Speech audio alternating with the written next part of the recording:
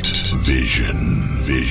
Following clues left by our ancestors, we unbury the past to reveal a knowledge of unfathomable value, putting us just a little closer to our own true birthrights. From the secret history of a possible bloodline of Jesus Christ, the secret history of America's founders, to the secret history of extraterrestrial interaction on our planet, here to bring light to the night.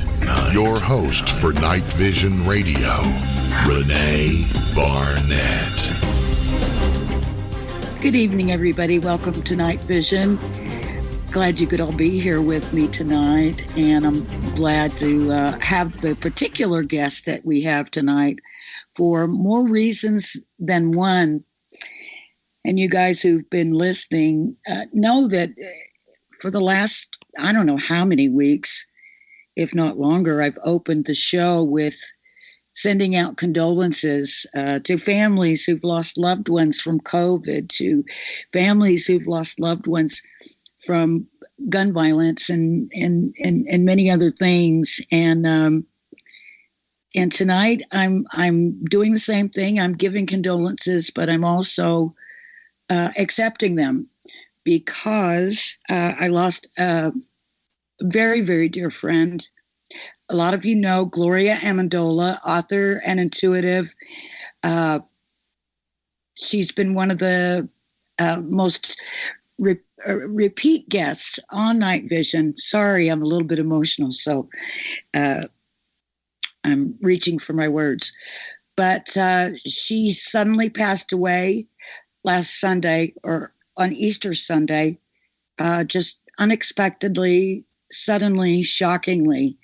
And it is a great loss for me and for many, many people who know Gloria, who loved her work and read her books, and who listened to Gloria on many, many radio broadcasts, and in a lot of those right here on this show. I do want to send my condolences out to her family, particularly to her son, Michael, who she was so proud of, and her close cousin, Victor, and her dear brother, Richard. And I want to say a special thank you to Gloria's really close friend, Magda. She's also a member of Gloria's research team, who helped prop me up during the funeral and continues to do so. So I really appreciate it. We've not met in person, but we will do one day soon, hopefully over in our beloved southern France, and we'll do a nice ceremony for Gloria over there as well, in the place that she loved so much. And another thing that Gloria loved so much was researching travelers to the New World, particularly travelers who might have been coming over prior to the so-called discovery of America by Christopher Columbus. So that's what we're going to be talking about tonight. And I have my good friend, brilliant historian, Captain James Martin, to help us on this seafaring journey to the New World. Welcome, James. Thank you very much, Renee. Captain, believe it or not, is my nickname. I've had that for many, many years. Once captain a rugby team and avid Star Trek fan. So, yes, Captain couldn't be more appropriate for this evening. Well, I know that's your email address, Captain James Martin, and I thought it was very apropos for tonight's show, since we're going to be talking about, I've been having trouble all day not saying, aye, matey to everyone that I've been speaking to. I don't know why I feel that, because we're talking about travelers from a lot of other places besides the United Kingdom. So I could be saying it in a lot of different languages and be correct about some of these early travelers. It's funny when I was sort of preparing a bit for today's show and just kind of, ruminating and percolating on it and everything, I pulled out my old copy of Maps of the Ancient Sea Kings by Charles Hapgood. Are you familiar with that, James? Not off the top of my head, no. Oh my gosh, I'll bring it over, or you should get one. I did go and look on Amazon to see whether it was available, and they're pretty scarce, and some of them are really expensive now. But I did see a couple on Amazon, at least in America, for like $22 or something. So it's not bad. But I'll definitely bring it over the next time I come, so you can see it if you don't get a chance to get your own. But it's, a collection of old ancient maps, some of them, thousands of years old.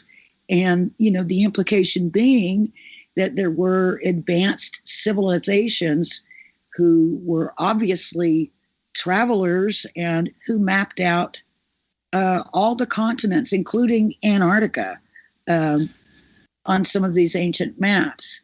I would imagine, I didn't really look at the maps today, but I would imagine there might have been, in some places, more land bridges, or at least less distance as the, geographical profile has changed over the centuries. But I just thought that was amazing. But, there are indications that there were really ancient peoples coming here. What do you think about that? For sure. Absolutely. And yes, I'm very familiar with lots of ancient cartographers, Claudius Ptolemy being one of my personal favourites. He was a Roman period cartographer who began to map the British Isles, Iceland perhaps, and Norway. Really, it's a fascinating topic, and the further back in time you go, the more I think we need to. I was just jotting some notes down, and I thought, in 1492, Columbus discovered nothing new. Certainly, if we can go back 10,000 years, and we can have a look at northern Michigan, for example, whereby you've got a really large, even today, really large deposits of copper. Yeah, absolutely.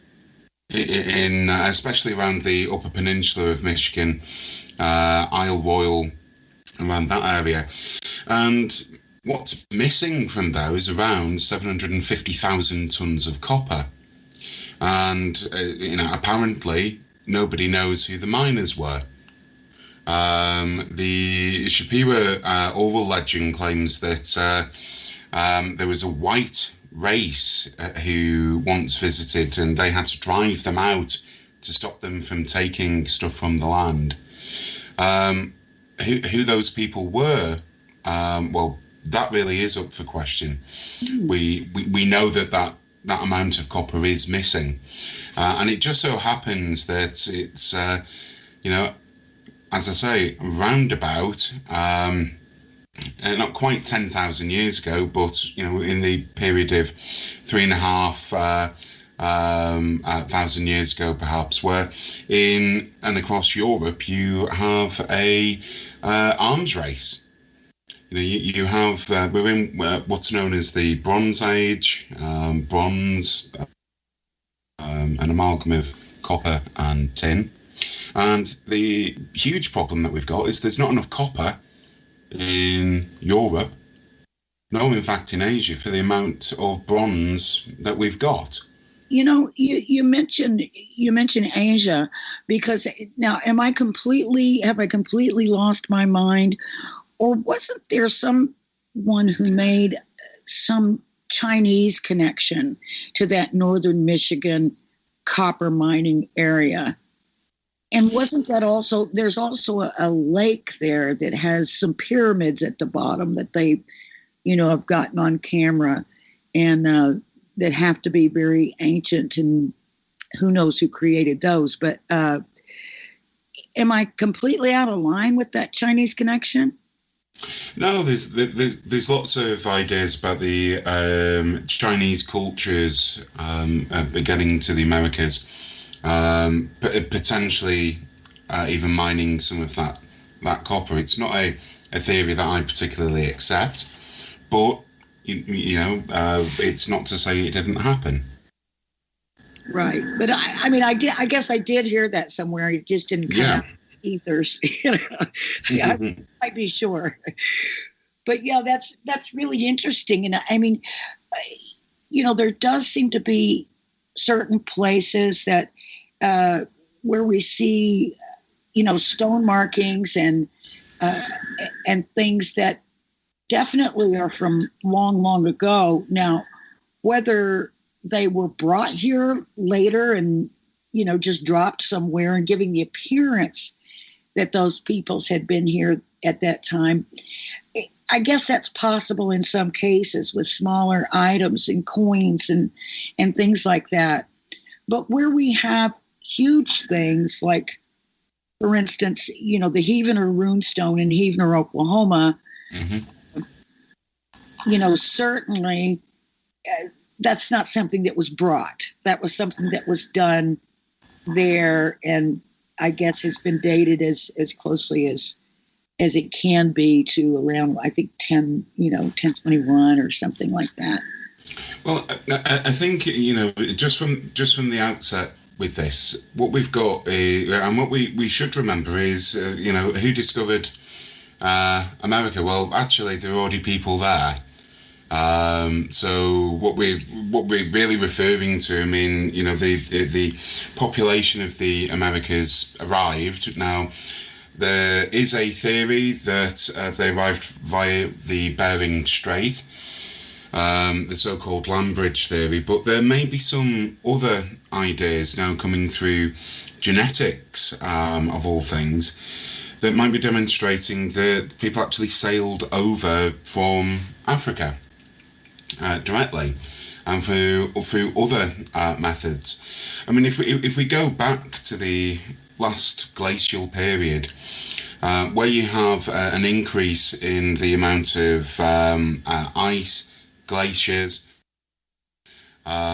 the sea levels are lower, and an area the size of Europe and China combined could be added to the map. So travelling between continents as we know them today is a little easier. I mean, I think people forget if you're a landlubber and you spend your time on land, I think it's sometimes quite easy to forget how little energy is required sailing. The main problem is the fear of sinking. Middle of the ocean, lack of water and lack of food provisions too. A sturdy boat and the stars to sail by is really what was and what is needed. So, in theory, if you built a boat, you could track around the ice caps, which were much further extended, like I say, about 10,000 years ago, and travel between continents. If you look at the so-called Clovis Point, which is essentially, as much as I would love to talk about this, I'd end up talking for hours and hours. But the Clovis Point, in essence, is a arrowhead. It's a revolutionary bit of technology for our ancestors. Well, the Clovis Point is well established as being discovered in, or really beginnings, I should say, in France, northern Spain, so southwestern France and Spain. What's more curious, though, is that point has been found in the United States and Northern America. Where did that come from? How? What time period are you talking about right now? So around about 10,000 years ago. So it was the last period of major glaciation, if not earlier. saying 10,000 years, we're really talking about 18,000 to 10,000 years ago. It's quite a large period of time. The idea of, the land bridges and all that, I think that's something that, obviously was come up with much later when, we had really no understanding of what they did and how they did it. But, according to some researchers, and it's definitely referred to in the book I mentioned, Maps of the Ancient Sea Kings, Charles Hapgood makes the case that not only were there advanced civilizations, but far more advanced technologically in some cases than we are even today. What do you think the likelihood of that is? It's possible. Again, we can't rule anything out. We could do a thought experiment. I've set this for if any of my diploma students are listening. Sorry, guys, this is going to sound familiar. What would happen to our culture today if there was a X-flare, for example, from the sun that wiped out electricity? What would, other than the fact that there would be mass extinction and suffering everywhere, pockets of humanity would survive? How would we describe, how would our descendants describe our culture today? Well, I suppose they would talk about a tablet.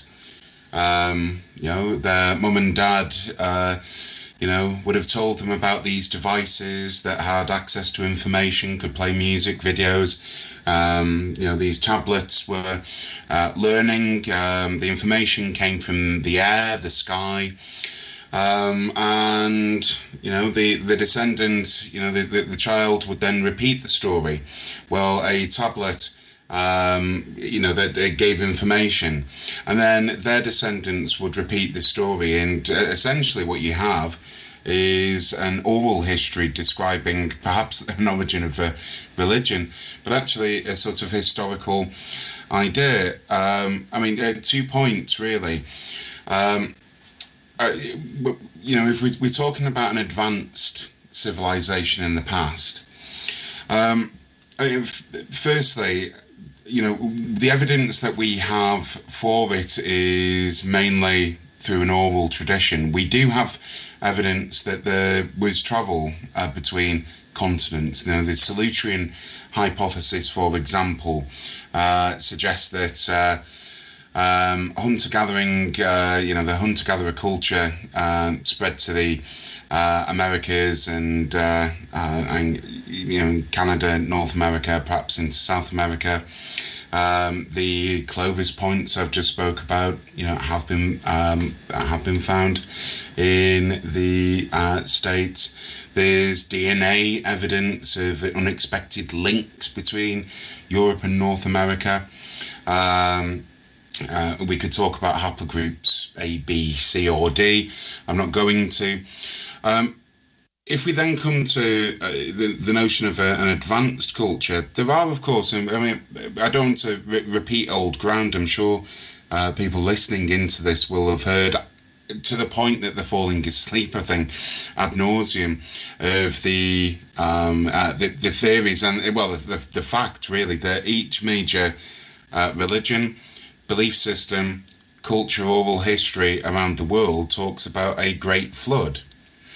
We know that we know of the stories of the Aboriginals in Australia who say that the waters rose, separating those people from others. We're talking around Indonesia, Papua New Guinea, and a land bridge that existed between Australia and those places. We know around Thailand. We know about the so-called origin of the peoples round there, about the great serpent who the seas rose. We know in ancient Egypt of the period known as Zep Tepi. again, a flood myth. We know our own flood myths in Christianity, for example, of the seas rising and all of this. It's everywhere. And each describe a culture that had either upset some sort of god or upset something in the land.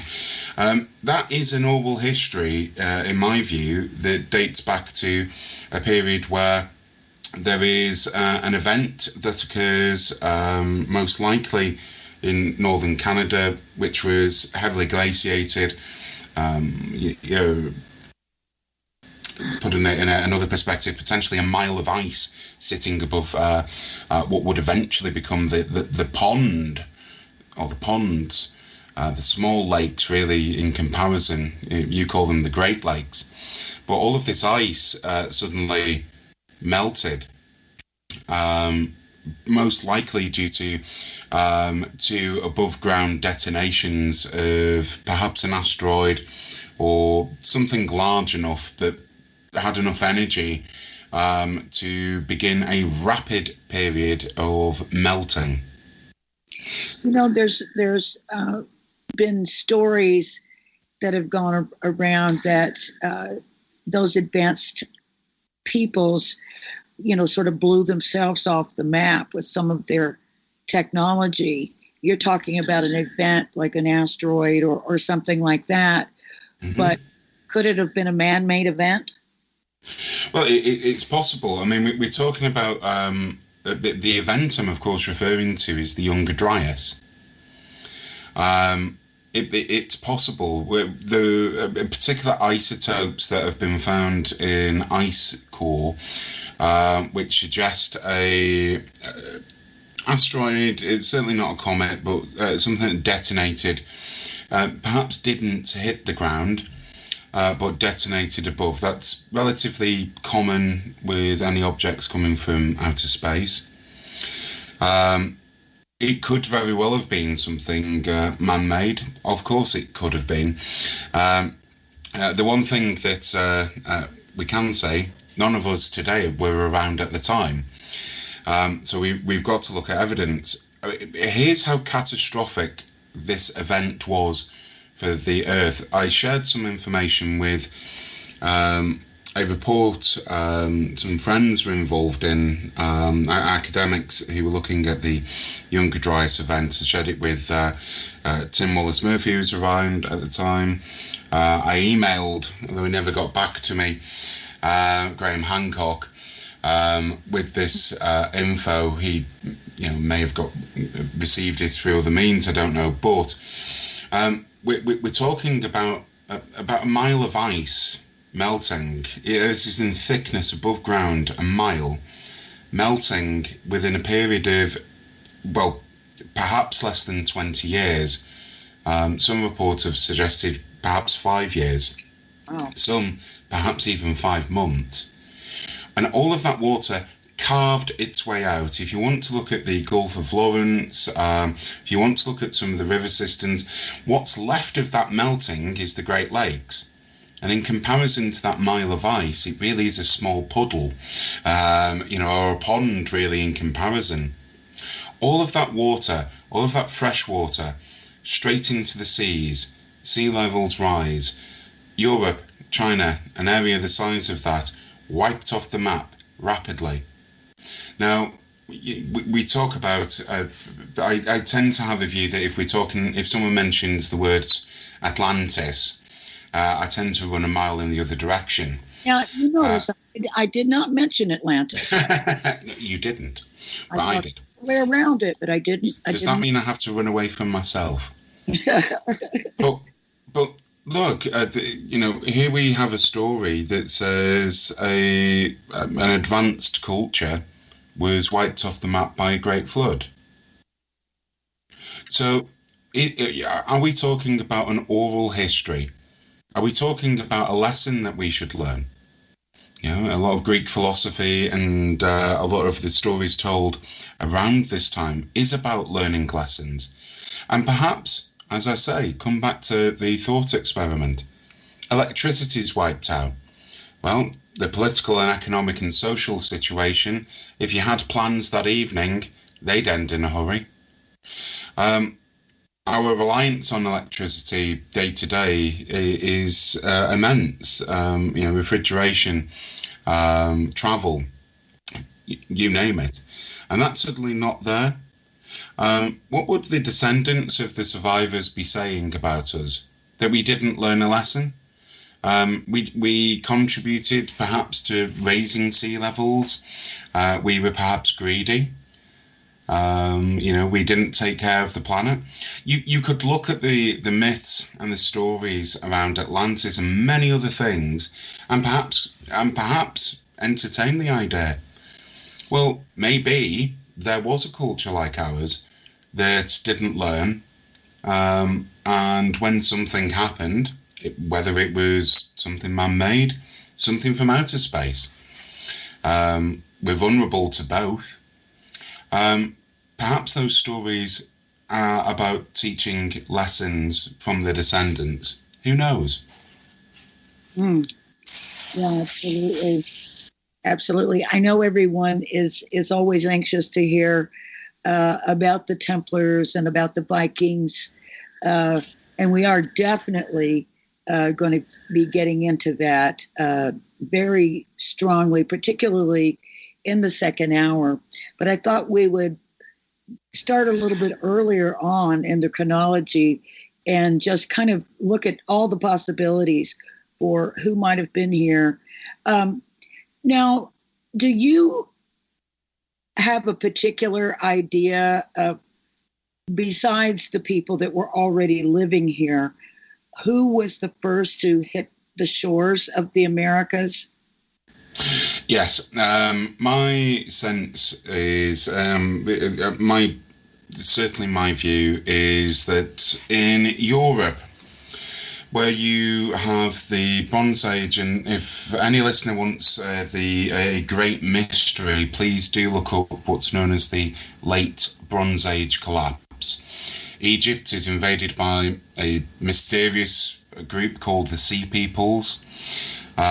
There's a collapse of trade. You see entire tribes moving from, for example, the Iberians, who we might think of the Iberian Peninsula, we might think of Spain and Portugal. Well, actually, the Iberians came from the Russian steppes. They were moving from something, and I look at it as if to, it sort of looks as if they're running away from something. Late Bronze Age collapse, have a look. All theories are on the table. None of them, no one theory particularly fits. So it's interesting. But just before that, you have an arms race. You have the need for, as I mentioned before, bronze, and the need for copper. And there seems to be a huge trade, a huge movement of copper that didn't end up in the Americas.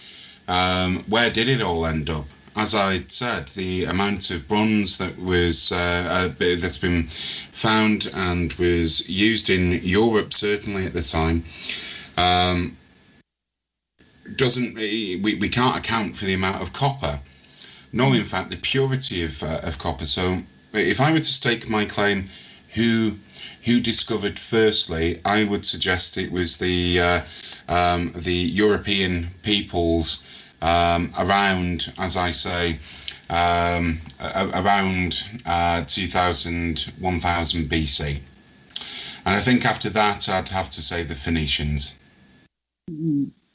Now, back to the copper and the bronze thing. There've been stories, and it could have even been proven. It could be a historical fact. I don't know, to tell you the truth, but that there was a lot that Joseph of Arimathea was actually trading. I think, was it tin or copper or both? Tin, yes. It was along the shores of Britain. I think around Cornwall, and didn't he go up further north as well? Where was that material coming from? Do you know? Whether it was Joseph of Arimathea or someone else, at that time? The tin was coming from Cornwall. Cornwall's had a rich history of tin mining. Other than that, I mean, I mentioned the late Bronze Age collapse. Tin was being traded from Afghanistan prior to that, so Cornwall, Afghanistan, and other deposits of tin. But certainly, there is a belief in southwestern England that Joseph of Arimathea, he was a trader. If he existed, I'll just throw that one in. But he was a trader, and it's alleged that he was trading with Cornwall and the tin deposits there. To be absolutely blunt, there's no reason that that's an unusual statement. The Greeks, most certainly, I mentioned Ptolemy before, but the Greeks certainly were trading with Cornwall for tin. The Phoenicians, who were a Semitic group, your listeners might have heard of Carthage. They were a Phoenician society. They certainly were trading with tin. Now, it's possible that those Phoenicians, I mean, the thing with Phoenicia, firstly, we're not talking about a culture. They're not like the Romans from Rome. The Phoenicians, it's a Victorian collective term for a collection of city-states. But they started off in the Middle East and started moving the wrong way. The most trade that was occurring in the Mediterranean was occurring towards today's Israel and Lebanon, around Greece, around Italy. Well, the Phoenicians started expanding towards the gate with the Pillars of Hades at Gibraltar. Pillars of Hercules, excuse me. They were moving in. I think Hades would be a different idea. Although I have been to Gibraltar, and there we go. Could be accurate. But they were moving in the other direction. They were moving out of the Mediterranean and were trading, as I say, with Cornwall. Now it's possible that they were trading perhaps with the Americas. There are some apparent... The Phoenicians supplying, or were they buying? Or both. Were they, and if they were supplying, where were they getting it? Maybe that's what they were after, those early Phoenicians that came to the New World. Well, the Phoenicians really dominated trade. They were certainly buying tin, and plenty of amphorae have been found in Cornwall, wines, oils, things like that, so general trade. Now, it's possible the Phoenicians may have dominated early transatlantic trade, but certainly by the beginning of the second millennium BC, the Minoans of Crete, and Thera as it was, now Santorini, were also perhaps heavily involved with trade across the North Atlantic, over to Mexico, up to the Great Lakes. Again, if they were trading in copper, again, back to an arms race, trading metals, well, what for from Europe? I don't know. Some writers even from ancient Egypt described a two-way river of the ocean. It had the capacity to carry vessels rapidly across the sea. And is that two-way river a reference to the Atlantic? There's a huge body of evidence, to suggest that there was trade with the Phoenicians, as I say, down to Mexico and North America, perhaps even maize. One of the bits of evidence for the Phoenicians, they really were they're famous to any historian for their merchant trades. Now, it's possible that they were, as I say, getting ingots of copper, perhaps tin, from the New World. One bit of evidence for that was a model of the Phoenician god Melkart that was found in Rio Balsas in Mexico. It's possible that there were Hittite glyphs on some obsidian discs that have been found in Utah. It's possible. Phoenician inscriptions in Peru, ceramic portraits of ancient mariners, on top of other bits of graffiti that have been found littered up and down the eastern United States. What they were trading, what they brought from the old world, who knows? As I've said, wines, oils, dyes, perhaps. But certainly trade, it could just very well have been silver. I think Mexico and South America have plenty of gold, but who knows? But, when we're looking at the body of evidence, how can I put it? As we go on, we'll talk about the Templars and we'll talk about all of this, and the Norse especially. Just keep in the back of your mind, if some of the evidence, I've mentioned graffiti, I've mentioned Melkart, if they were found in Britain or in Spain, no one would bat an eyelid. So why do we find it so unrealistic when they're found in the New World? Exactly. Yep. There's a story that I can't get out of my mind that was told to me many years ago by a lady named Gloria Farley, who did the original research into the translation for the Heavener runestone that I mentioned earlier. She was the first one who identified it as runic alphabet as well. That was a well-known landmark in the area, and it's very near where I grew up.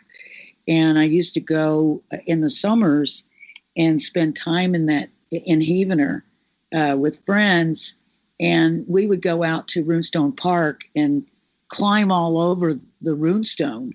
And, people told us, oh, that's, Indian writing. That's all they would say, and all that they knew or all that they thought.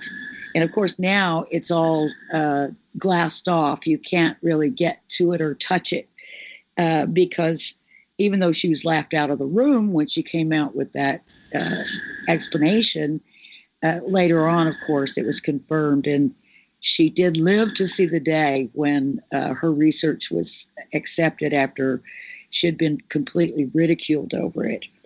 But she told me that there was a place nearby Heavener, in a little town, outside a little town, there was a ranch where they had uncovered this stone. It was like a big, like megalithic stone that was under the ground. And she said it was about a foot under the ground. It was lying down flat.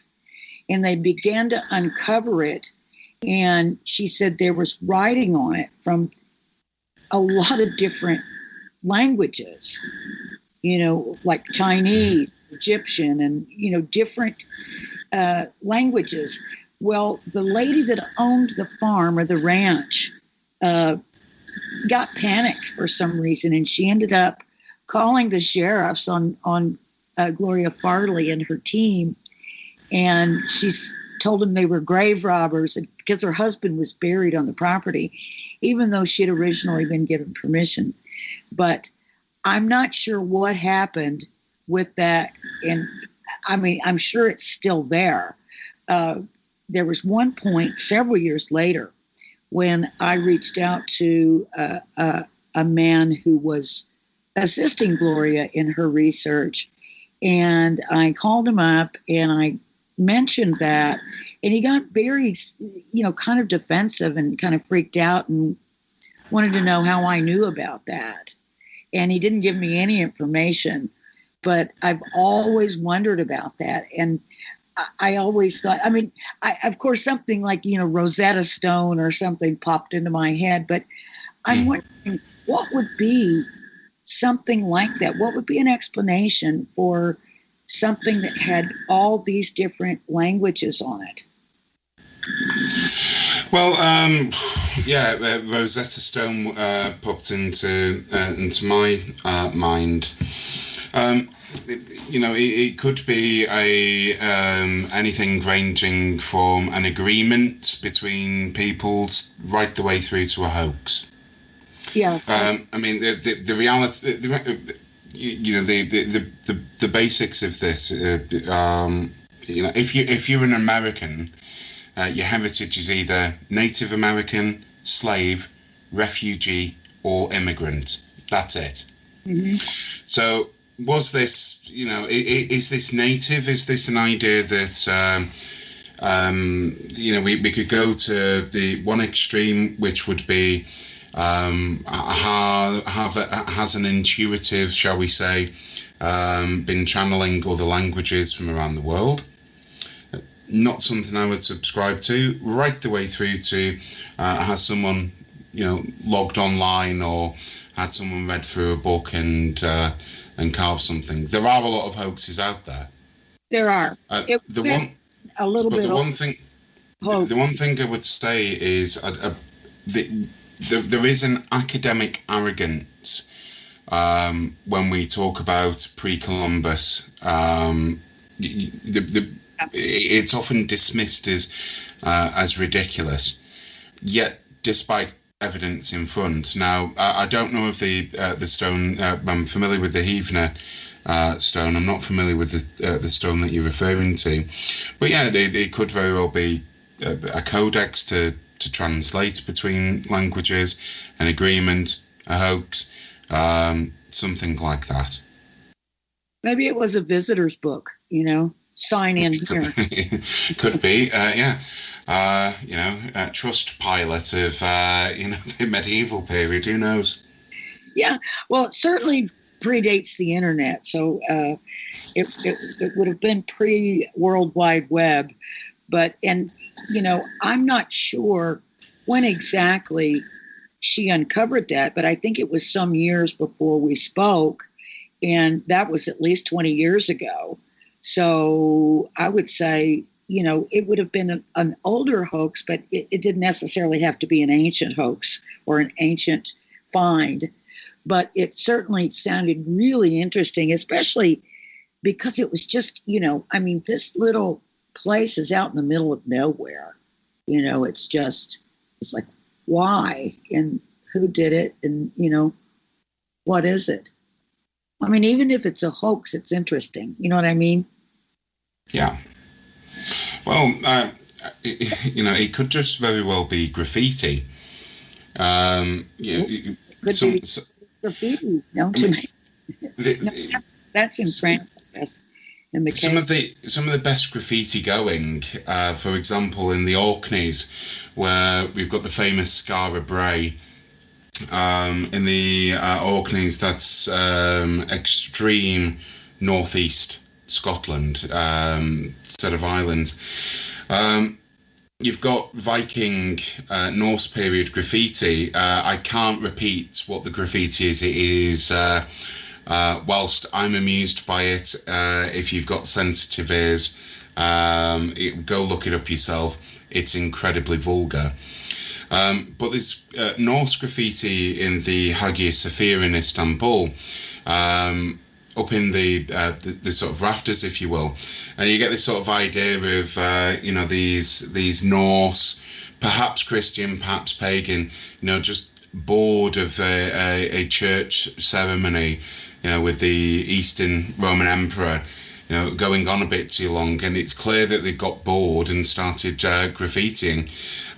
Carving into the plaster, into the stone of that great building, and I'm amused by it.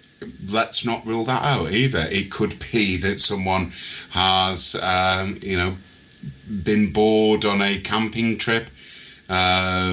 It could be language camp, and some poor teenager has found themselves incredibly bored and started to carve a bit of language. Who knows? You never know. I'd sure like to find out. That would be really, really interesting. But now I know there's some evidence, or at least some people have presented evidence that the Romans managed to get here. Mm-hmm. Do you have any particular knowledge about that? Yes. Just to talk about the Egyptians before we get to Rome. Just very quickly. Sure. So there was a German, back in 1992, a German toxicologist, Svetlana Balabanova. She sounds Russian. Might sound Russian, but German. Yep. I did some examination of Egyptian mummies that were in the Museum of Munich, and took some samples from hair, bone, skin tissue, abdominal muscles, and found a very high level of narcotics. So each sample showed traces of hashish. Not too surprising. That was relatively common in Egypt at the time. But the things that were relatively startling, so startling in fact that she took steps pretty rapidly to get them verified, that 8 of the mummies displayed clear evidence of nicotine usage. And bizarrest of them all, cocaine. I was going to say, what about the cocaine mummies? Yeah. The use of the coca plant as a drug has been proven in ancient Peru from 2500 BC, and apparently is unknown on this side of the Atlantic. And yet here we are. We have a problem. Now we can go to my city of Manchester. So Rosalie David of the University of Manchester, that's in the UK,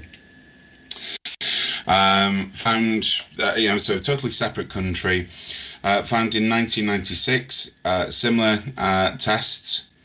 In her own department of Egyptology, found that, again with some surprise, that 3 of the mummies tested positive for nicotine, and, drumroll, cocaine. Now, some have tried to write this off as, some sort of Victorian contamination and all of that. Now, either cocaine usage was extremely prevalent in archaeological circles and Egyptology in the Victorian period. I've just discovered Tutankhamun. Great, let's have a few lines. Tobacco, I think, fine, but really, are we saying that? We're saying Lord Carnarvon was dicing up lines of cocaine and contaminating mummies? I personally think not. But how do we go about explaining this? How do we go about explaining that something from, tobacco, interesting, can't rule out contamination, a lot of people smoked. And certainly, if you look at some pictures of the uncovering of Egyptian mummies, yes, having a pipe and all of that, but cocaine in the abdomen, well, we're not just talking about lines of cocaine. We're talking about something that's really quite unusual. We're suggesting that those who found those mummies were snorting cocaine from the abdomen of a Egyptian mummy. That's the academic explanation, by the way. Not all academics share this. A lot of academics are very much in the closet, if you will, about pre-Columbian voyages, and that's because if they say something out loud, the academic community will jump on them and ridicule them. The arena for free thought isn't quite as free in some instances. In the United States, for example, the notion that anyone came before Columbus deeply upsets the Italian and in some Spanish circles. It interrupts the notion of good old Chris Colon. Sorry, I shouldn't really be speaking of colons, as we've just been talking about Egyptian mummies and what was found in their abdomen. Onto Rome. Well,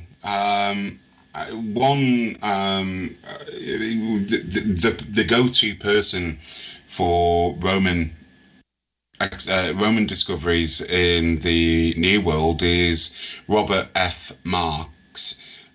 His book In Search of the Great White Gods. And Marx is really interesting because he was in Brazil and he found not one but two Roman ships within the harbour at Rio. In fact, had uncovered amphorae. Now, amphorae, for those who don't know, is essentially a clay jar that I'm really horribly summarising what they are, but amphorae contained oil, garum, wines, things like this, and would stack in a particular way that once they were stacked on top of each other, they interlocked, which is good news if you're on a ship. Now, he found some of these amphorae on board these vessels, and, well, immediately the Brazilian government stepped in, revoked his diving and archaeological licenses and told him basically to leave the country. When he was able to return, he found that the area where the ships were found had been buried with sand, but they still show up on sonographs, which is quite interesting. Now, the issue with Roman transatlantic trade. Why do you think they did that, though? Because it interrupts the origin story of a country. It interrupts the idea that Brazil founded by Portugal, and that's the reason why Brazil's there. It sort of interrupts the narrative a little if you say, well, actually, people were visiting beforehand. Now, I'm not ruling out the fact that there was trade, but it is more likely that these Roman ships were blown off course. The Islas Canarias, the Isle of Dogs, today's Canary Islands, were explored by the Romans, and the various streams across the Atlantic. It is more than probable that a number of Roman galleys were blown across the relatively short distance between Northern Africa and South America. Just let me put this in a little bit more context. The distance between one side of the Mediterranean and the other is much larger than the distance between Africa and South America. So the idea that the Romans or other peoples couldn't have made the trip is frankly ridiculous.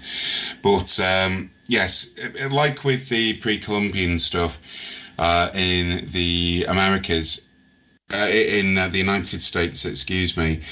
It interrupts the idea of this nice history. Oh, it was North America was discovered. Then, Columbus and opened up the door for trade, and then settlement, and then, oh, look, we've got Mexico. It's a nice story, and like all stories, it probably belongs in the fiction department. If what we're proposing is earlier voyages, it really interrupts the origin stories of countries. Of course it does, and there is a lot of pride, from Italians that Columbus and Hispanic populations too. Columbus, he discovered this place that I now live. But the truth will liberate you, but first it really is going to upset you. And the truth is, there were people long before Columbus visiting the United States. We know the Norse were, and we perhaps know that some Christian groups, medieval Christian groups, were too. Very, very interesting. Well, it's time for us to take a break. And when we come back, more on Columbus and also more on those who came before. Stay with us and we'll be right back.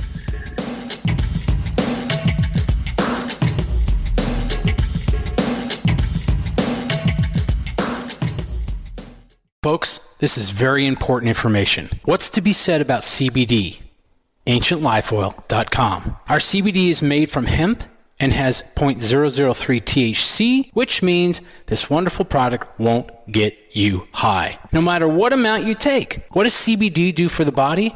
My hands are tied. But you can Google CBD benefits and be astounded. When you're finished reading, you'll want to log on to AncientLifeOil.com. That's AncientLifeOil.com and purchase. Life is good when you feel good. People are tired of pain. People are asking for non-GMO organic products to help them with you fill in the blank. Legal in 49 states, and again, our CBD is made from hemp. Ancient Life Oil is about helping people one by one by one. If you wonder how good the product is, the CEO takes it every day without miss. AncientLifeOil.com. That's AncientLifeOil.com. Have a great day. Hi, folks. It's troubling times, and fear is pushing emotions, which in turn pushes health the wrong direction. Do you ever get an ache because life is uneasy? Try Life Change Tea at GetTheTea.com. Life Change Tea works on your digestive tract, helping to move food through quicker and comfortably so your health is spot on. Life Change Tea may not help with world issues, but it will help with your digestive issues. A glass a day helps keep the intruders away. So, change your life today. Log on to GetTheTea.com. That's GetTheTea.com. If your health game is off, get on by ordering Life Change Tea. GetTheTea.com. And while you're on our site, look around at the great non-GMO organic supplements. And if you're a sales shopper, go to our specials page and see what's for you. I've been drinking the tea for 12 years and I'm sure glad for its health benefits. Again, that's GetTheTea.com. GetTheTea.com. The tea that makes you go. Welcome to the new KGRA digital broadcasting website, thekgradb.com. Here you'll find great new content, including the KGRA Classics, great shows from our archives. You'll be able to see the show times and information so you can see what show is currently on air. The on-air live button. So just go to this section and you'll be able to hear the show live with exceptional sound quality. We also have the vault section. Make sure to subscribe to get access to great content and special features. We have the make content for our latest news and events, so make sure to sign up and you can be part of our forum. So make sure to check out the new KGRA digital broadcasting website, thekgradb.com. We look forward to seeing you there, and we hope that you enjoy the new website. You listen to us, and we listen to you. And so does the CIA. KGRARadio.com.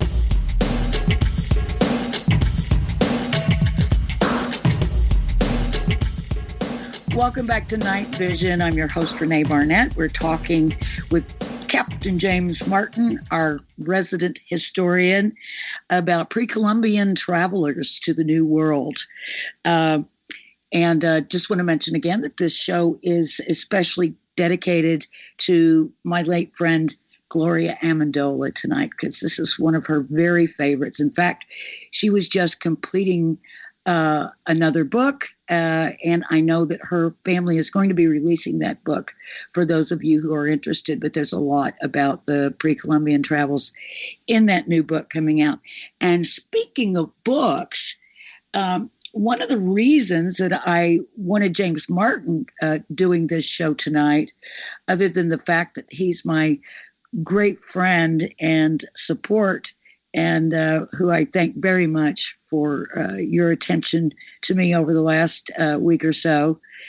But because James is also finishing up a book. And the book was begun by our beloved friend, Tim Wallace Murphy. And he asked James to complete it for him. And I think we're getting close to that completion. Is that right, James? Yeah, Tim asked me to edit, and then I said, well, there's a few additions, and now it's growing. Yeah, it's very nearly finished, yes. And so in that book, can you give us just a little preview? Yeah, so it's oddly enough looking at pre-Columbian voyages. So detailing, I've mentioned copper cultures, Phoenicians, Egyptians, Romans, the Zeno voyages, the potential of Templars, and yeah, really looking at it from the evidence and letting the evidence tell the story, not letting, trying to find evidence to fit a story, if that makes sense. Really on the basis that, absence of evidence isn't evidence of absence. That fundamental idea certainly in archaeology and in the field of history. So a lot of what we've been talking about, we've summarised quite a lot of it from the book itself.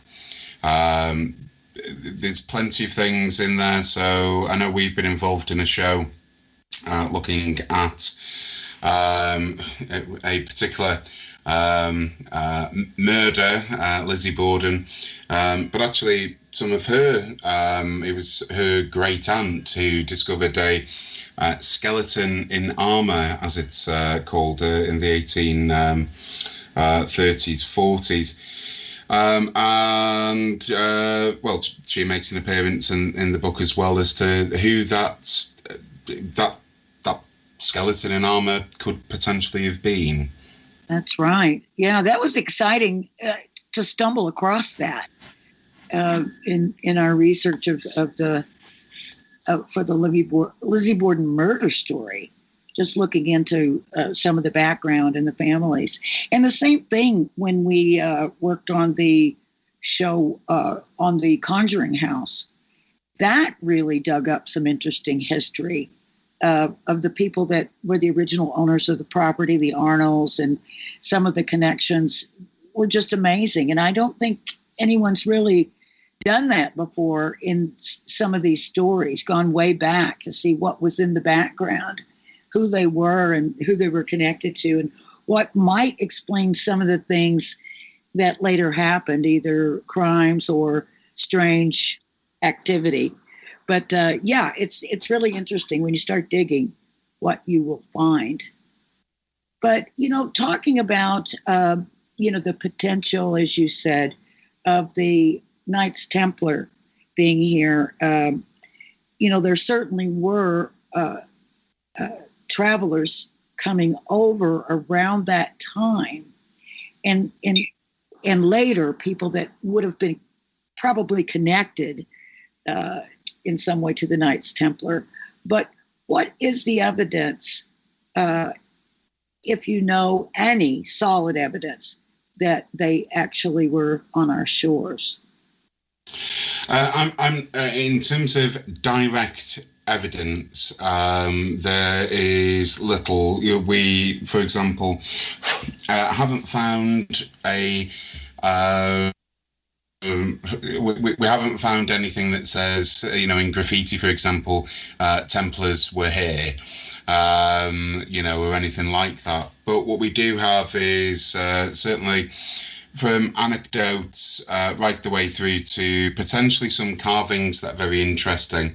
For example, the Westford Knight, northeastern Atlantic seaboard of the United States, where you've got the Westford Knight, where quite clearly there is a shield the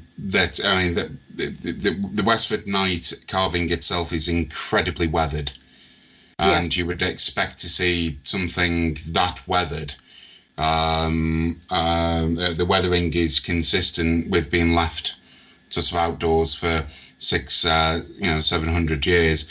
But the shield itself is from Clan Gunn, and potentially it's a carving of Sir James Gunn, who was a member of the alleged Henry Sinclair voyage to the United States. Now, is that Templar? Well, that voyage was 1362.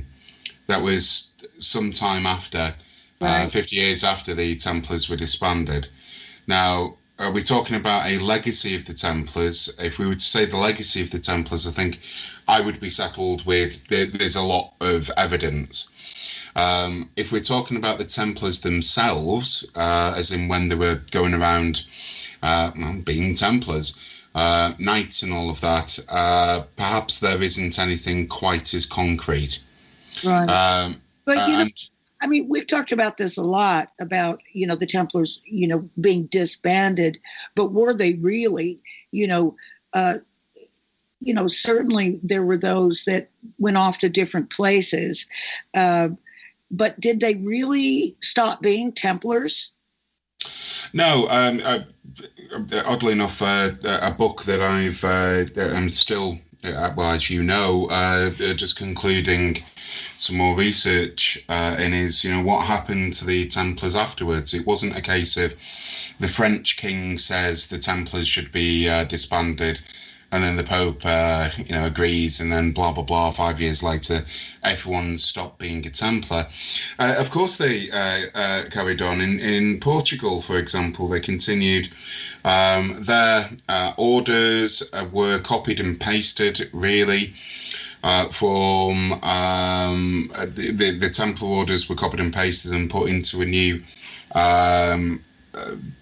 chivalric society known as the Order of Christ, one of which Henry the Navigator was a member of. Another interesting candidate for discovery around the Americas. They carried on, a lot of the Templars, for example, in Germany continued, merged into, joined the Teutonic Order. The Hanseatic League. Some of them joined other orders, such as the Hospital. Others, for example, in Scotland, where there's plenty of evidence of Templar activity all around Scotland, direct evidence that sort of contradicts a Victorian Templar enthusiast called Maidment, who said there were only 2 sites in Scotland that were Templar. Right. Quite obviously, there's more than that. Right. But in Scotland, you had the Garde de l'Écosse, the Scottish Guard, who shortly after the Templars were officially disbanded, start being the personal guard for a good century and a half of the French kings. And again, their orders were copied and pasted from the Templars. So they did continue. And really, if we're talking about Templars, we need to talk about legacies. And we talk about the Sinclairs, and everyone gets very excited when you see the surname Sinclair, and you see a Sinclair in the Americas, and you think, wow, okay, they're descendants from Templars and whatever else. The reality is, the Sinclair family, one of the reasons why people get very enthused about it is they were a Norse family. In their origin, they hailed from what we call the Vikings, the Vikinger, and that's just a job title, really, roughly meaning explorer or pirate, or however you want to translate that term, but roughly explorer. And we know that the Vikings, let's just use that term, that the Vikings ended up in North America. For example, there's a site, it was named a World Heritage Site in 1978 called Lancer Meadow, which translates to Jellyfish Bay or Jellyfish Cove, something like that. It declared by the UN 18 years after the discovery of a Norse settlement, essentially a ship repair facility. Now, if there's a ship repair facility at Lancer Meadow, that suggests that there were quite a large number of ships that were travelling around if they needed repair. The Norse ended up in the Americas either 999, it's quite an easy date to remember, AD, or 1000 AD. And you've got in the saga of Eirikr Rauda, to give him his name, for me and you would be known as Eric the Red. In his saga, he speaks of his son, Leif Erikson, who discovered the Americas, who was travelling around Iceland, Greenland, and northern Canada, and what's identified within that saga were a few place names. One, the famous Vinland, the land of vines, perhaps fertile land, perhaps the land of wine as well. Helluland, well, I suppose a crude translation would be the land of hell. In other words, barren, nothing grows there. Markland, meaning the land of trees, forested land. And a description of what is the first known contact between the Native Americans and a European people group. Now, just before we went for break, I just want to give a shout out to the Polynesians who most probably were trading sweet potatoes, turkey, and all of the rest of it across their vast territory across the Pacific. They were certainly trading perhaps California, but most certainly in Southern America. Just want to give a shout out to the Polynesians, and a shout out to Zheng He, who was a Chinese admiral who also potentially discovered and was visiting the United States. Back to the Norse, though. The Norse were quite guttural, and we would perhaps consider them rude. It's just the culture.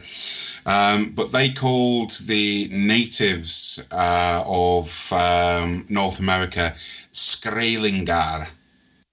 And I'm not translating on air what that means. It's not that flattering. Oh my gosh. You're going to have to do that later. But you know what else? I totally forgot. I am totally off my game tonight. I wanted to be sure and mention that there is a brand new KGRA app for Android and iOS. So check in your app store and download that and get access to all your favorite shows and everything else that KGRA has to offer. And also, I wanted to mention that there is a live chat room going throughout this show and all shows on KGRA. Just go to Discord and look up KGRA and you will be live in the chat room. And if you have any questions or comments for my guest tonight regarding pre-Columbian travel or anything else that we're talking about, please give us a shout out. We would appreciate it. We'd love to hear from you. Anyhow, so there we go. I meant to mention that at the top of the show and got all flustered and didn't do it. But anyhow, I do have one question that actually was put to me before the show. And that was from a Facebook friend named Bo. When I posted, about coming on the show tonight, he said Columbus never even made it to the States. No, he didn't. And he said, do you think he did? And I said, I'm going to bring it up on the show. We'll talk about it. I suppose I'm skipping to the end of the Norse, but let me address that straight away. My personal belief is, Columbus, I'm not going to slur his name by saying he's, an alcoholic. It was an alcoholic or anything like that, but I genuinely believe he was sent to explore essentially where the Norse had been, perhaps where even the Celts, the Irish had been, and completely messed up, landing on a Caribbean island. Perhaps I'm skipping ahead, but what's curious is it seems that Columbus took a map with him. And what's more curious about that is what exactly were you discovering if you took a map? Yeah, right.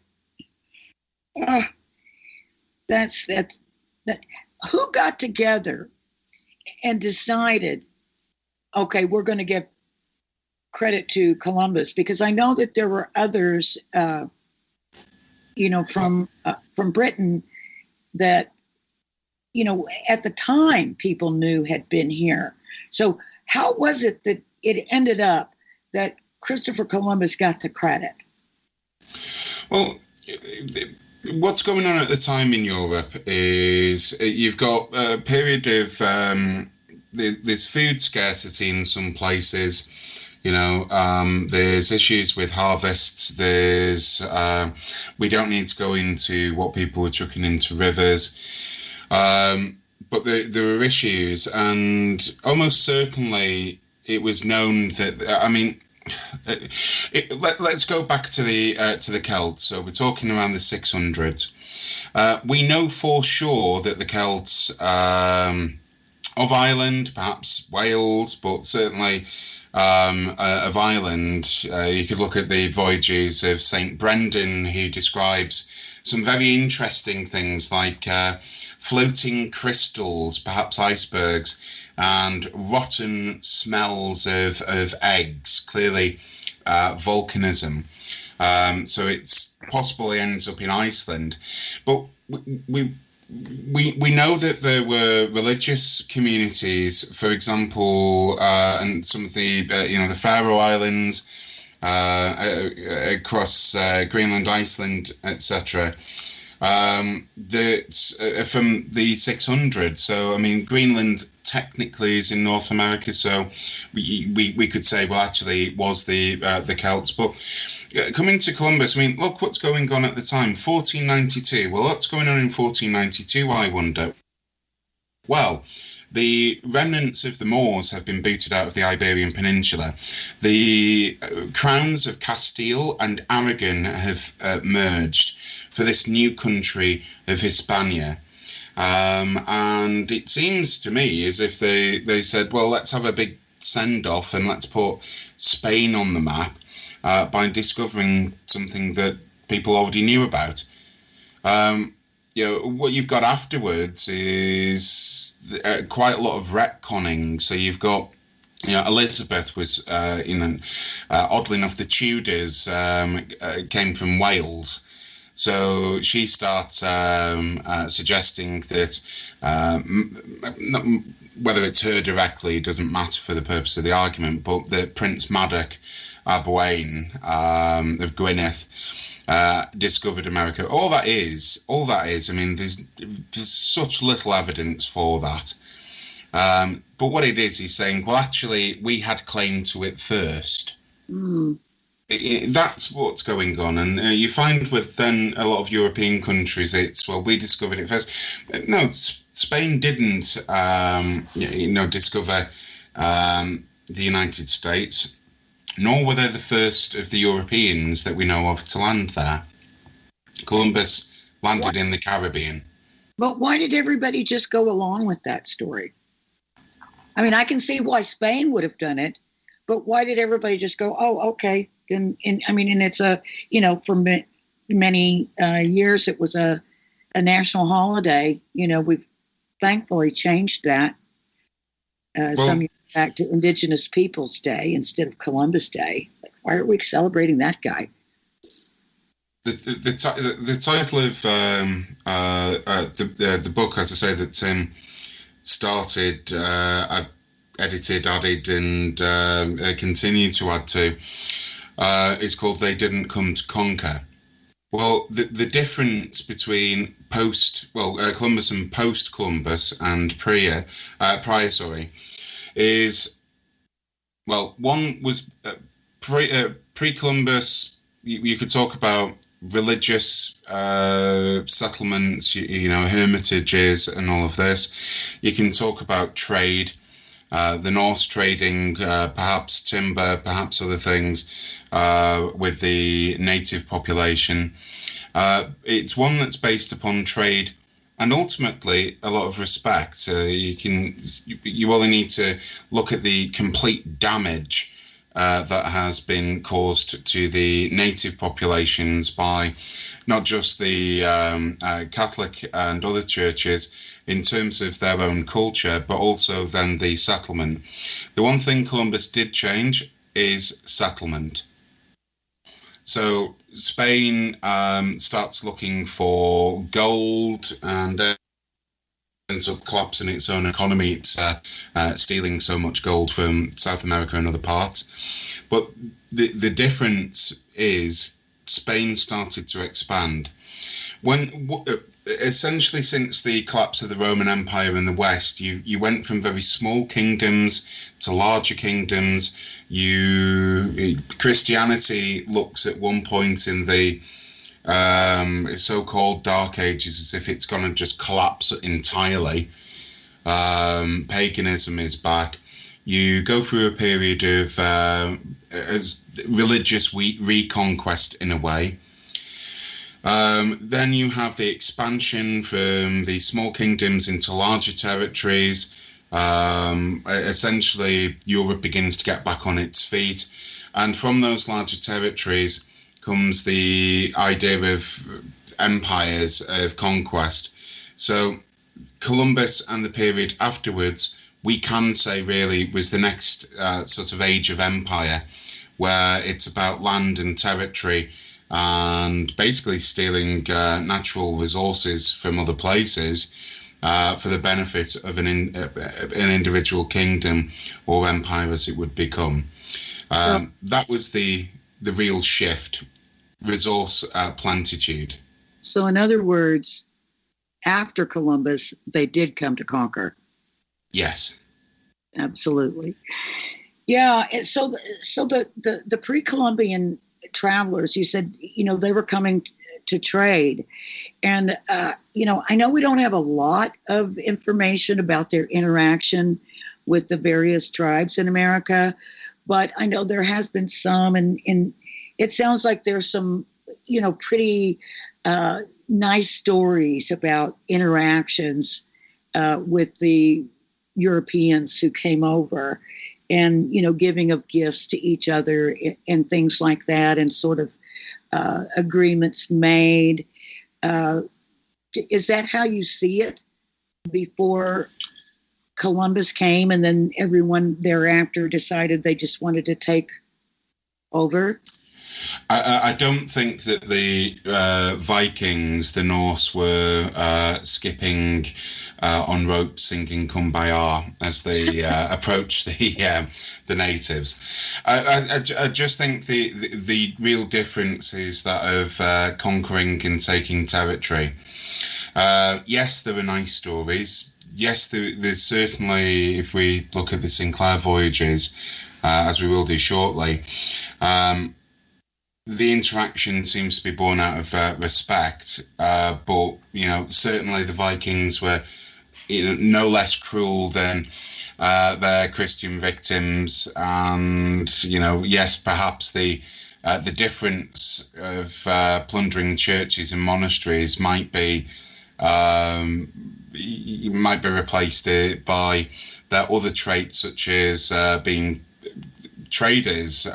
Really, I mean, let's just stick with the Norse. As the Norse were expanding, I mean, firstly, they were interested in where the Celtic population had been. They were island huggers. Most of we can call them Vikings, we can call them Norse. Let me just say this from the outset: if you got into a time machine and said you're a Viking, they'd have looked at you as if you'd landed from Mars, and what on earth is this Viking you speak of? It's a sort of Saxon insult, if you will. But when they began to explore, using sails and boats that were designed for river, so flat-bottom boats to go upstream, as well as some others that were designed really to go from the fjord to fjord.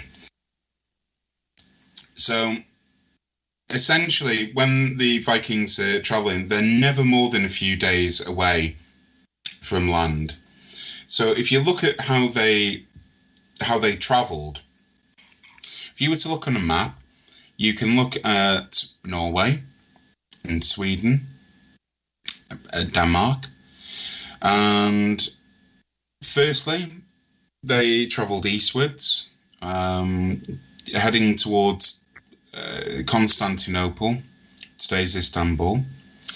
As they went eastwards, they founded the country that would become Russia, what were called the Kievan Rus.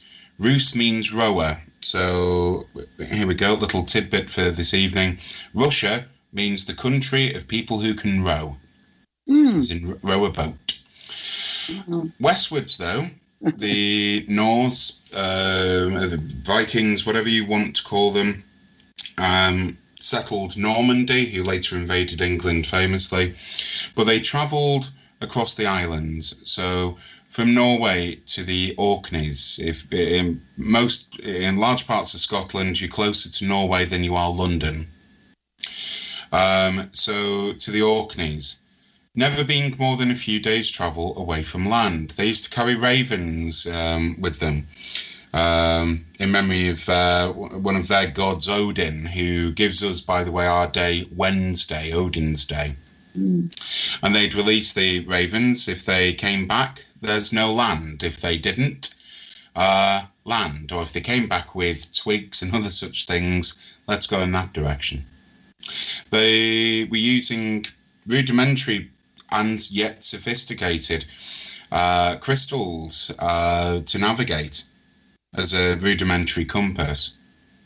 So island hopping, Orkneys, the Isle of Man, England, Ireland, then up island hopping still to the Faroe Islands, then to Iceland, then crossing an incredibly treacherous piece of water that separates Iceland and Greenland, settling on what they called the East and Western settlements, which are actually north-south settlements in Greenland.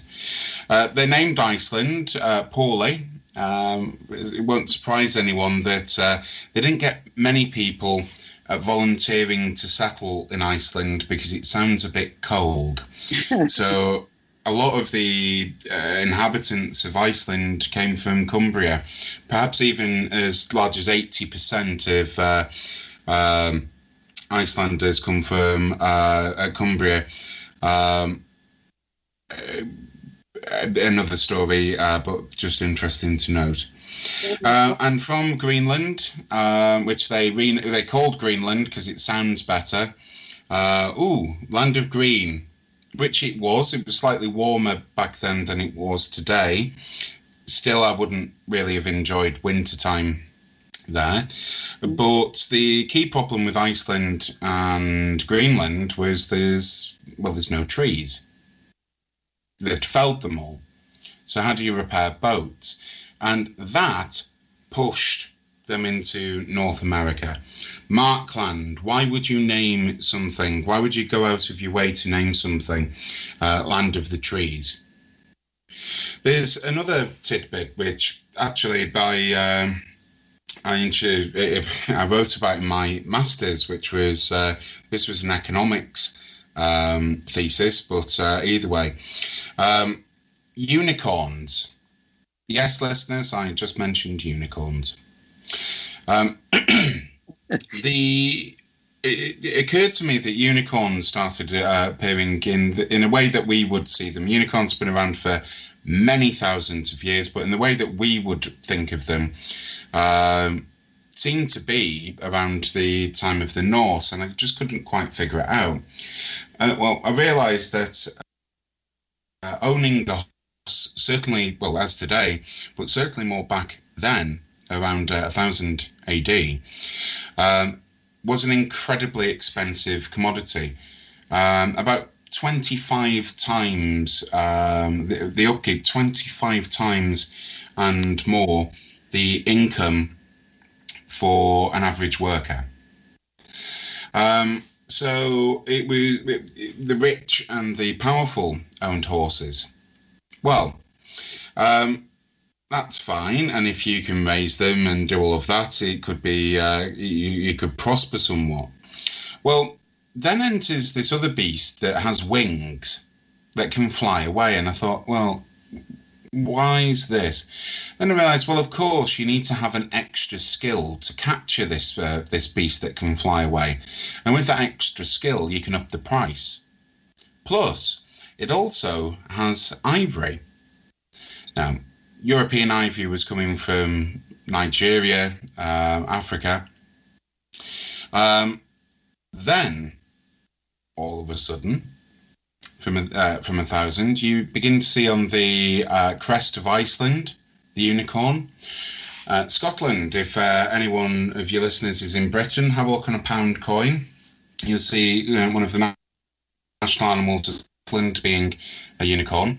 And curiously, the former throne of Sweden, it was alleged, was entirely made of unicorn ivory. So this got me thinking, well, what's going on here?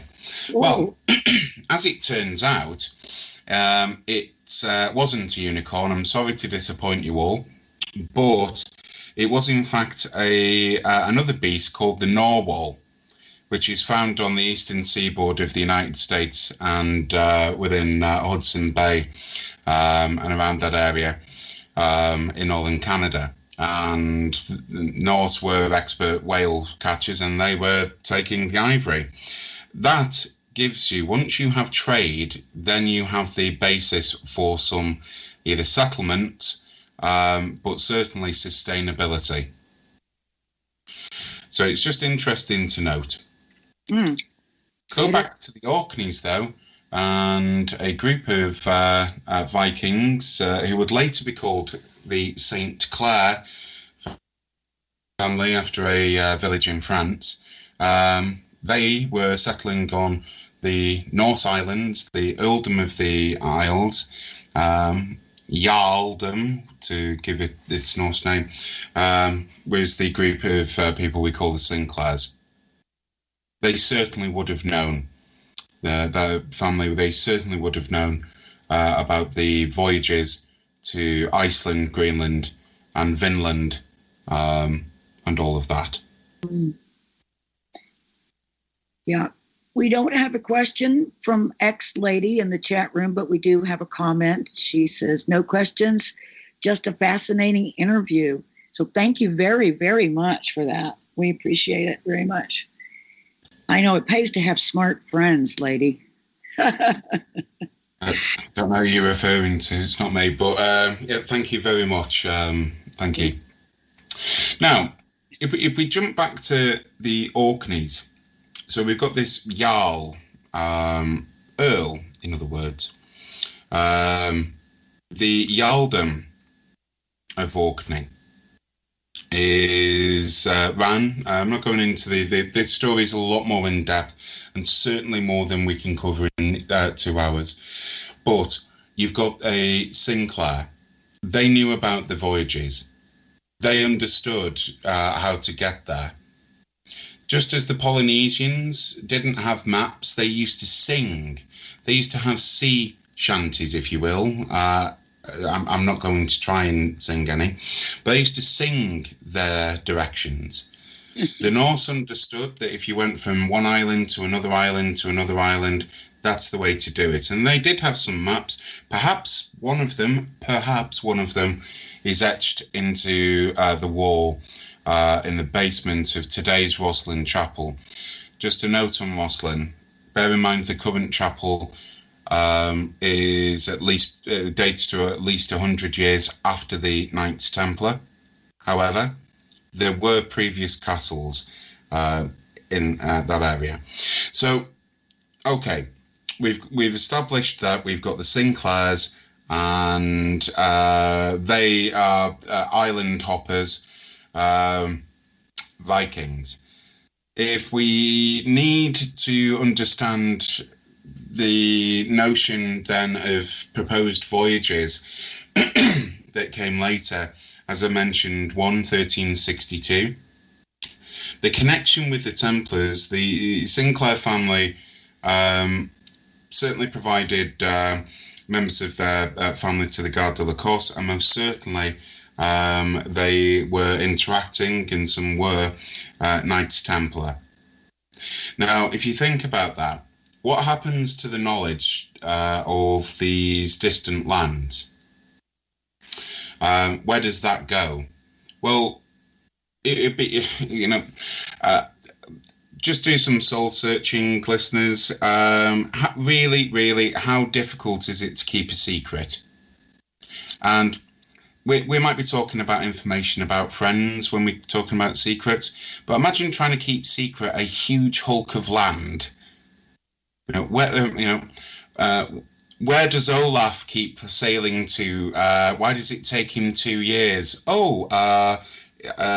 He's going to get his mother's knitting. Let's be real here.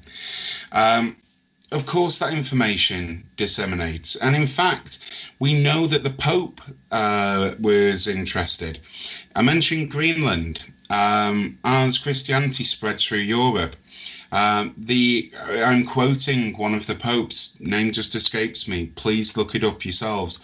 One of the popes says, we must convert the last pagans of Europe.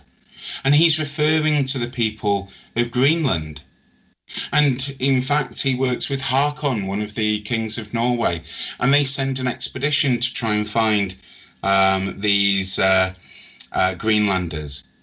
Now, why did they have to find them? Well, they'd gone quiet. See, from 1350 begins roughly, it's not an exact date, it wasn't, a cold October and this happened, but we entered into what was called the Little Ice Age, and living conditions in Greenland became unbearable. Now, eastern and western settlements, about 3,000 people, disappear. If you've ever heard of the Mary Celeste, well, when those ships, those papal-sponsored ships, end up in Greenland to go and convert them to Christianity, they find abandoned settlements. You sort of have this idea when you're reading some of the text, that the cauldron was still warm, but there was no one around. Right. Where did they end up? Did they end up assimilating into native cultures? Who knows? Certainly it's possible. And in fact, if you look at some of the metal working of Native American tribes who are from areas in which there are no metals, it might actually be the case that they learnt some metallurgical systems from the Norse. Now, wait, I've got a question for you from the chat room. This is going to be a good one. Do you support the archaeological Templar findings and early unwritten landings on Canada's Oak Island? I'm not sure what archaeological findings, Neutron, I think it is referring to. Oh, and I didn't even notice. But here's what I would say. The Norse were in the area. It's certainly possible that some examples of this, that the Norse planted particular types of tree as a navigational aid.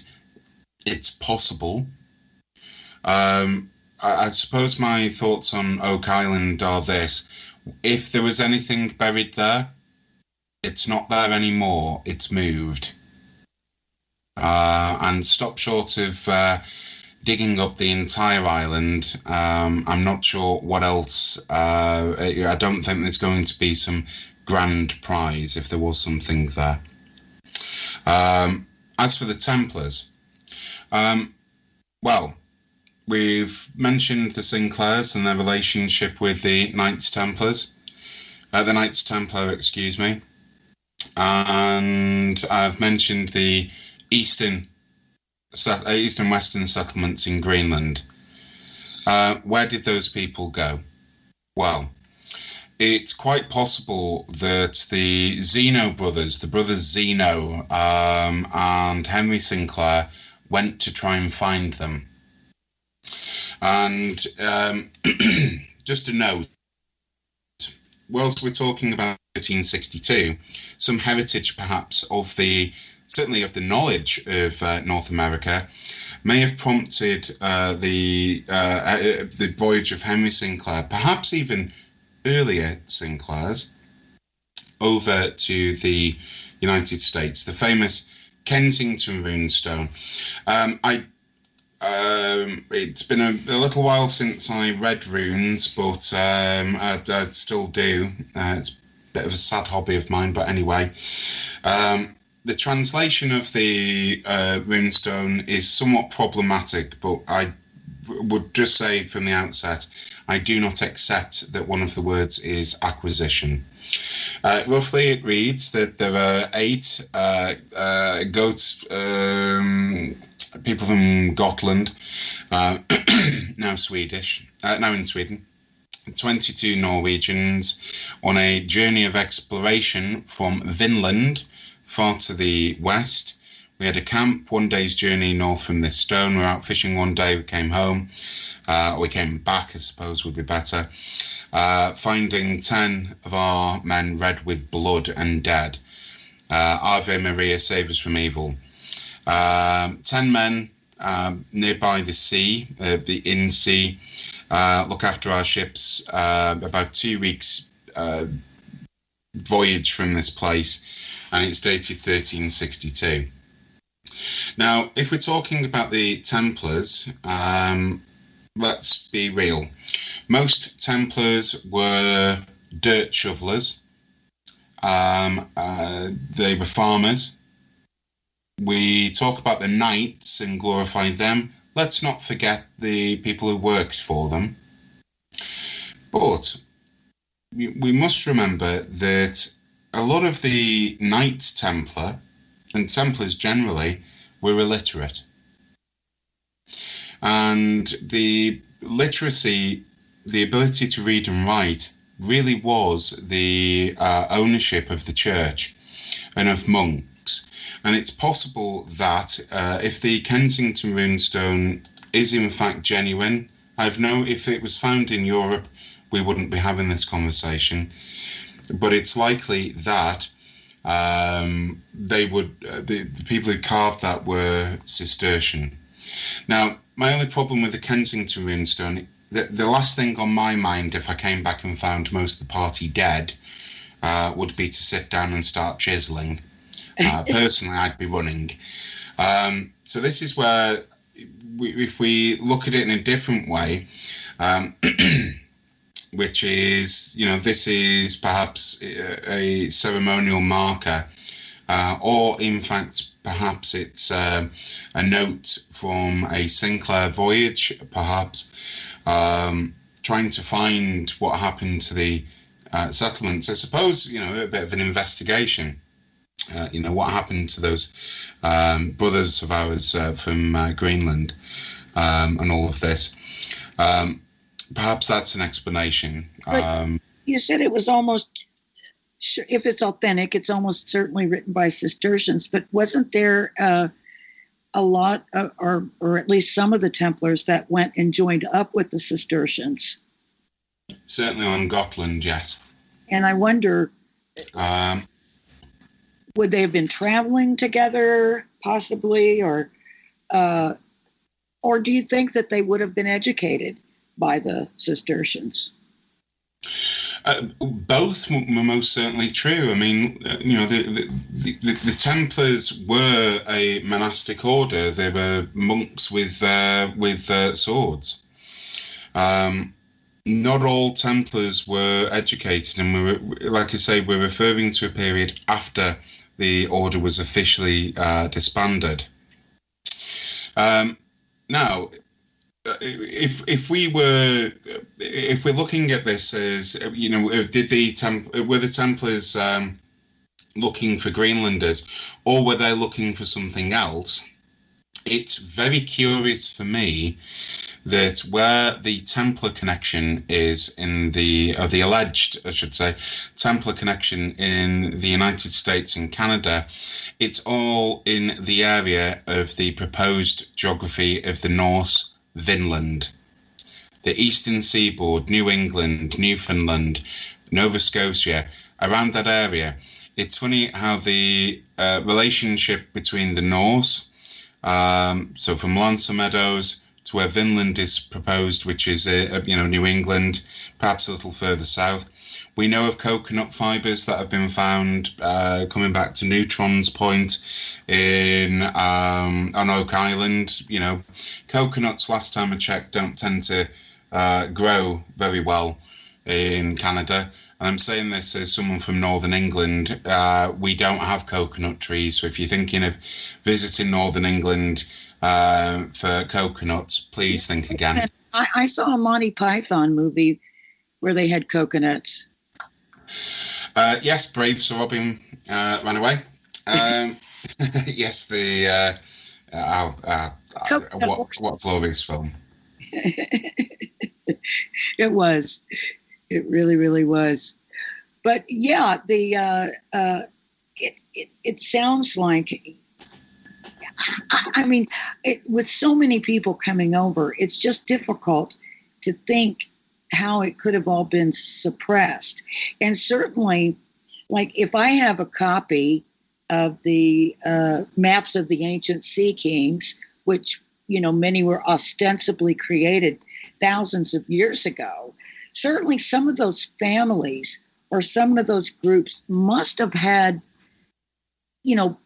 must have been privy to some of those maps that would clearly show that there was something out there. Well, they were. I mean, have a look at the portrayal of the Santa Maria, Columbus's flagship. It's funny, isn't it, how there's a big red, rather Templar-looking cross. I mean, the Templars used a variety of crosses. There isn't anything called a Templar cross. They used a variety of crosses dependent upon where they were. For the Templars, it was more important to have a cross. But, let's have a look at Columbus's ships, big Templar cross. In terms of evidence, well, what we're talking about is you end up with ridicule by academics to other academics, and then the write-off of people who have found things, who then say, well, you're not an academic. The reality is most discoveries, archaeological discoveries, are not made by academics. Right. Yeah, academics are the people who go and investigate. Archaeologists will investigate after someone walking their dog has found something. Right. Again, there are hoaxes, but not everyone is hoaxing. You know, it takes quite a bit of skill to fake runes in a way that the runes read well together. Runes are really an instruction of how to make noises. I mean, let's talk about the Newport Tower. Giovanni de Verrazona, I butchered that pronunciation. Apologies to 20 Italian who's thinking, what have you just said? But Giovanni de Verrazona, and he maps part of the Atlantic coast. He refers to the Newport Tower as a Norman tower, and the Normans are around 1066 to 1300, and he says that in 1524. Let's look at the Newport Tower. Well, it's circular. What does that mean? Well, if you've got a circular structure in history, from stone circles right the way through to Templar round houses and round churches, the reason it's round, listeners, go outside, look up at the sky. If you can do this in a large flat piece of land, lie down and try and draw the sky. The only shape you can draw is a circle. And if you're wanting to know why it is round buildings are so important to the Templars, it's because they were observatories tracking the passage of Venus, the morning star. Why were they doing that? Well, I hate asking and answering my own questions, by the way, but why were they doing that? It's for the dating of Easter. An incredibly important date for Christians.